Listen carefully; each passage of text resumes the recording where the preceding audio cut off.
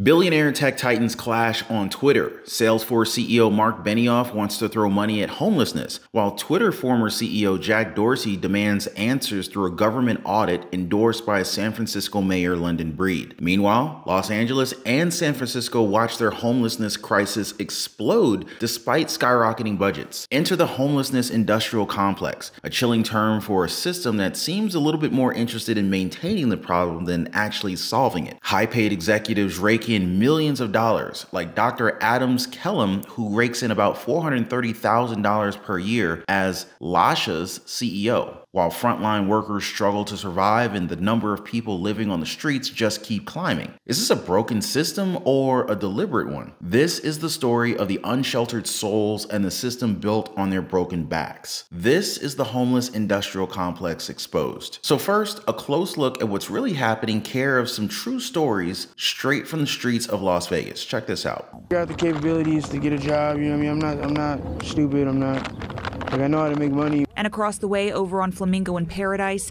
Dale lives with his disabled mother. They were evicted from their apartment and now call this tent home after authorities kicked them out of the tunnels. Everybody has their different reasons for being out here. A lot of people start by choice and then get stuck. Getting out of the homelessness is near impossible. And recently, county volunteers finished their homeless point-in-time census. And while numbers from that won't be out for months, the act in itself is a step in the right direction. Brenda Barnes, assistant manager of Clark County Social Services, explains. HUD wants to put money where it's having positive outcomes.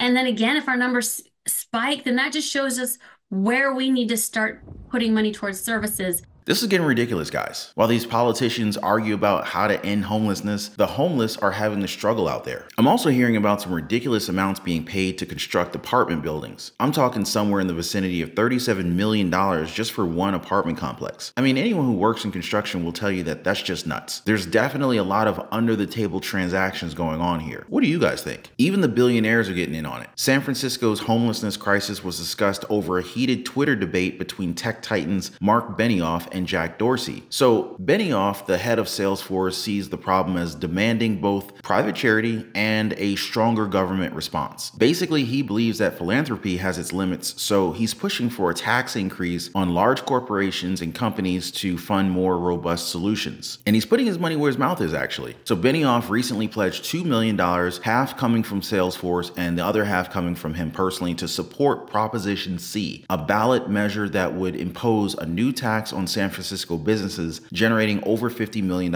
annually. City estimates suggest that this could double the current budget allocated for homelessness efforts. But of course, Benioff's stance wasn't met with universal applause. Former Twitter CEO Jack Dorsey countered with a tweet saying that he instead supports Mayor London Breed in her push to complete an ongoing audit of what the city's already spending before considering further financial commitments. For him, until that's done, they don't know how much or what type of new homelessness funding is needed. Now, me personally, I'm totally on board with that. Before we go shelling out new money, let's see where the existing money is actually going first. But it's a very frustrating picture. A maze of nonprofits and government agencies dedicated to ending homelessness, yet the problem only deepens. In Los Angeles, despite a 13-fold budget increase for the Los Angeles Homeless Services Authority since 2014, from $63 million to more than $800 million in fiscal year 2022 through 2023, at the same time, LA County's homelessness population has increased from just over 40,000 to about 75,000 people. Same thing in San Francisco. Since the city created the Department of Homeless and Supportive Housing in 2016, its spending has tripled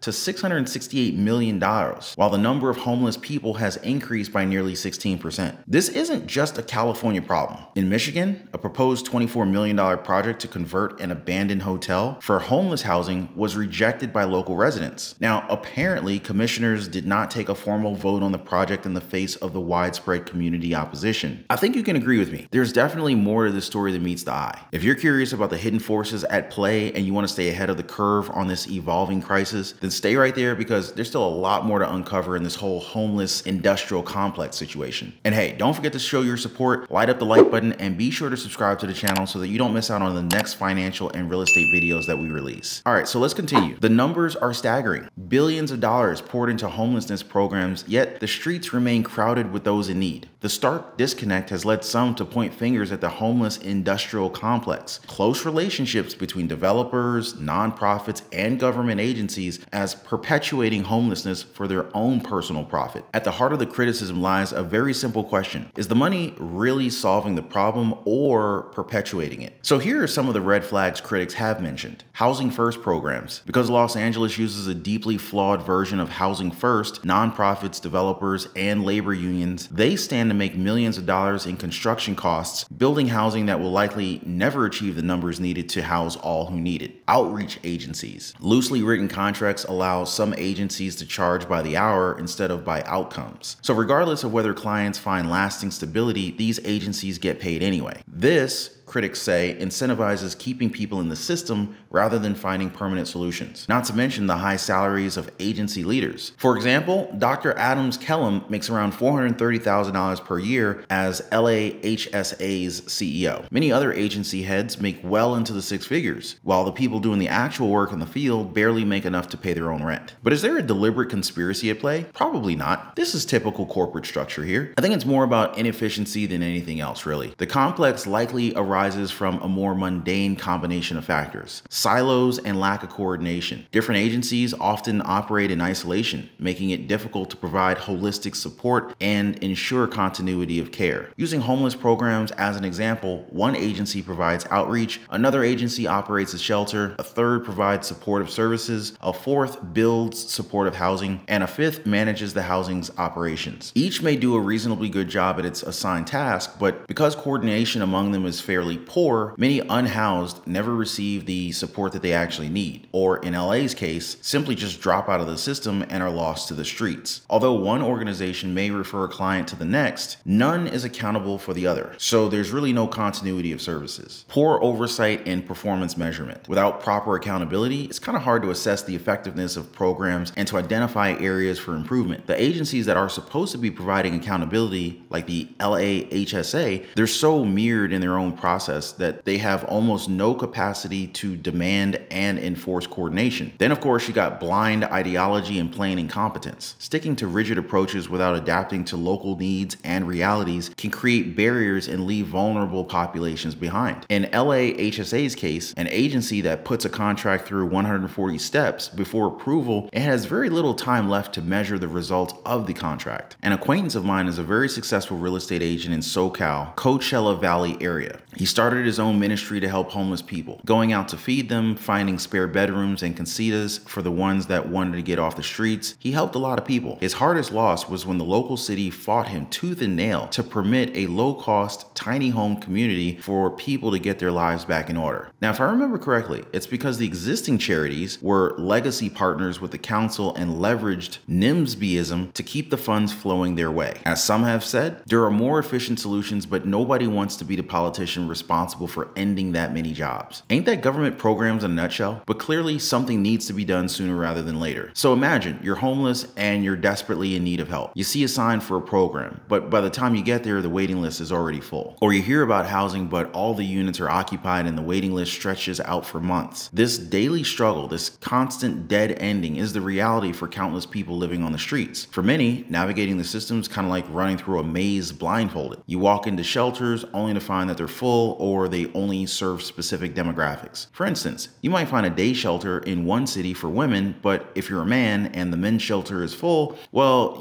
you gotta go somewhere else. You apply for housing, but there are tons of bureaucratic hurdles, red tape, and income restrictions. Even Section 8 vouchers, meant to be lifelines, hit walls when landlords refuse them. It's not a one-stop shop for assistance. You bounce between agencies in different cities, trying to piece together basic necessities like food and hygiene. Finding a job without an address is a nightmare, and even subsidized childcare has strict eligibility rules that can shut many out. All of this while you feel the frustration go deeper. You're constantly on edge, worrying about meals, safety, and your future. Despair and escapism lurk around every single corner, especially if you have children who depend on you. It's a daily battle against the odds just to survive. This isn't a story of individual hardship. It's a systemic problem. The current approach to homelessness is fragmented, inefficient, and often fails to deliver on its promises. We need a radical shift. Improved coordination, agencies need to work together, sharing resources and creating seamless pathways to help. Increased transparency. Waiting lists and program availability should be readily available, not hidden behind bureaucratic walls and red tape. Focus on outcomes. Funding and resources should be available based on effectiveness, not just good intentions. Prioritize prevention. Early intervention and support can help prevent people from falling into homelessness in the first place. And this isn't about throwing money at the problem. It's about building a system that actually works, a system that offers a genuine chance at stability and hope. We need to listen to the voices of those who are struggling on the streets, understand their experiences, and work together to dismantle the maze that keeps them trapped. A lot of these ideas I got from Andrew Hemming's book, So You Want to Solve Homelessness? Start here. To learn more about the proven solutions to homelessness, including how to create more coordinated and data-driven systems of care, please consider grabbing a copy of his book. No, this video was not sponsored, but I just figured I'd share some helpful information to you guys. So guys, what are your thoughts on all this? Do you have a story to share about any of these challenges that I mentioned? For you, what can be done differently? Let's keep the conversation going in the comment section down below. And if you found this video helpful, do share it with your network and hit the subscribe button to stay in the loop on all future episodes. Remember, even small actions can make a big difference in the lives of others. I'll see you guys on the next one. Take care.